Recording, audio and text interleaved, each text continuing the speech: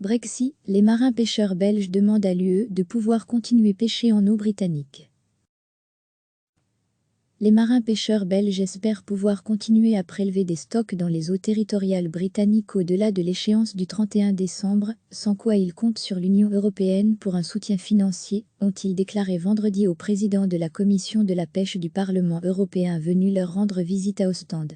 C'est ce lundi 2 mars que l'Union européenne et le Royaume-Uni ouvriront la négociation sur leurs relations post-Brexit, dont la pêche sera l'un des premiers gros écueils. Les Britanniques veulent retrouver l'exclusivité des riches stocks poissonniers de leurs eaux territoriales, qui restent accessibles aux pêcheurs européens, jusqu'au terme de l'actuelle période de transition, le 31 décembre prochain. Les Européens, quant à eux, comptent monnayer le maintien de leur accès à ces eaux à l'accès des produits britanniques au marché intérieur. Un accord est attendu par les Européens pour la fin juin. Il pourrait conditionner l'ensemble des négociations commerciales.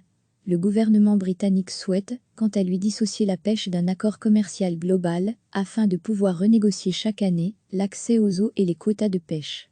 C'est dans ce contexte tendu que l'eurodéputé et océanographe français Pierre Carlesquin, président de la commission pêche du Parlement européen, s'est rendu vendredi à la criée flamande et à la centrale des pêcheurs armateurs d'Ostende.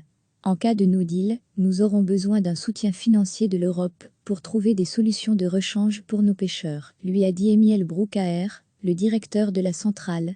Monsieur Carlesquin, de son côté, dit craindre que l'échéance du 1er juillet ne soit pas tenable pour un accord. Il soupçonne les Britanniques de vouloir faire de la pêche un dossier symbolique de leur souveraineté.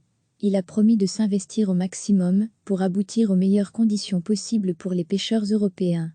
Recevez chaque matin l'essentiel de l'actualité. Cliquez sur s'abonner pour recevoir les dernières nouvelles.